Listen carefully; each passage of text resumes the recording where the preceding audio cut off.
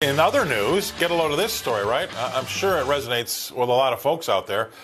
In a survey of 1,370 Americans, 28%, so that's over a fourth, report currently having a side hustle.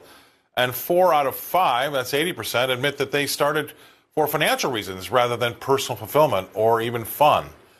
Overall, 49%, so about half, started their side hustle less than a year ago, and they're able to maintain them without really sacrificing large amounts of personal time.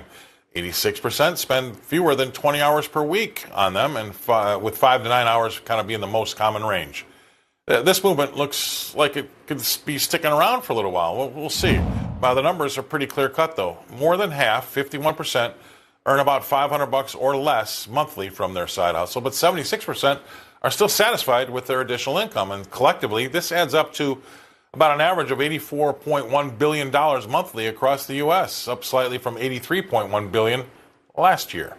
I wanted the thoughts of my next guest on this. Please welcome to the show Mr. Craig Bolanos. He's the co-founder of VestGen Wealth Advisors and Wealth Partners. He's an advisor there up in Chicago. Thank you very much for being on the show, Craig. It's not new. A lot of people like to, help their income with side hustles. Do any of these numbers surprise you? But the numbers don't surprise me because here's the change. I remember when side hustles and a little bit of gig work, it was a luxury. It was for extra money, extra cash. Now, I don't think the side hustle is anything more than a line item in the monthly budget. Assuming people have a budget, that means it's actually necessary. So is that an economic condition? Is it a financial planning condition? I really think it's probably a combination of the both. Yeah, because they say that they have to. It's not really for the extras. It's for survival. I mean, that sounds a little bit dire, but I mean, if you're having to take 5 to 10 hours or 5 to 9 hours, as the survey says, out per week and try to bring in some extra cash. I mean, $500 is a difference. 200 to 500 still makes a difference. I guess, is it going to be more their fault than the economy's fault? I don't know. They're going to blame it on the economy. I'm sure everybody thinks that what they're doing is right at home. And I agree with you. It's probably a little bit of both. But I do think the prices over the last 30 years have really changed. And it makes a lot of things that used to be not that hard, pretty hard nowadays.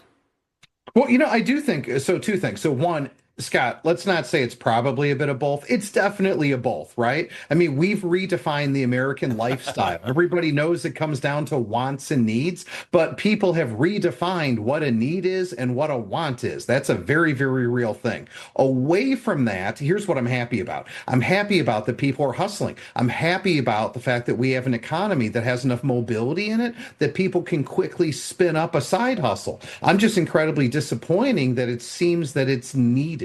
And that's why I'm really hoping people will just start committing to making a budget. You got a budget in business. People have a budget everywhere. We need to tell our money where to go instead of wondering where it went. But the reality is, yes, I'm not going to say it's all because of this, but last time I checked, most things that the government has gotten overly involved in end up rising at a pace faster than anything else. What am I talking about?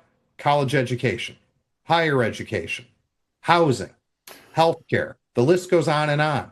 Those things that are rising faster than the cost of every other durable and consumable good, the common denominator is government intervention. Now, I'm not a complete free market. I think we need some checks and balances, but let's be honest about where it is. But this show is also about what can people do.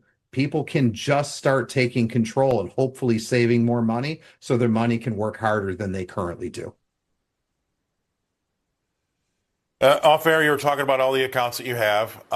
This is just anecdotal. I was curious, of all the people in the accounts that you talk to, how common is it for people to have just, let's say, a married couple, both people working? How common is it for just to have one person work?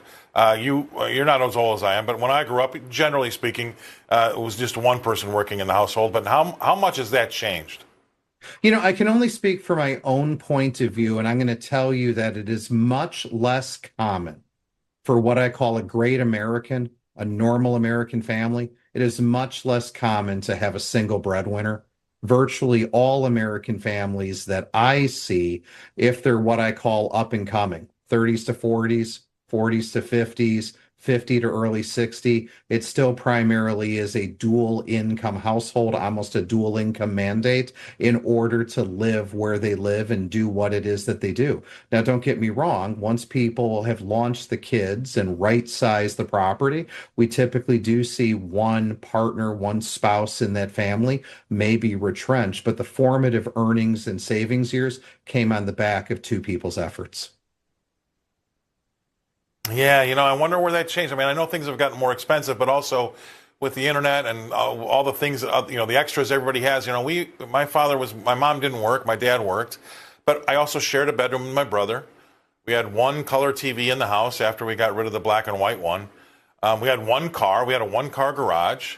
We didn't have a lot of extras. We had one person that kind of looked after it. But now the pressure to buy all those extras and have all the nice things, I think sometimes is it as much I'd like to have rather than we need to have kind of a situation? I'll give you the last 20 seconds there.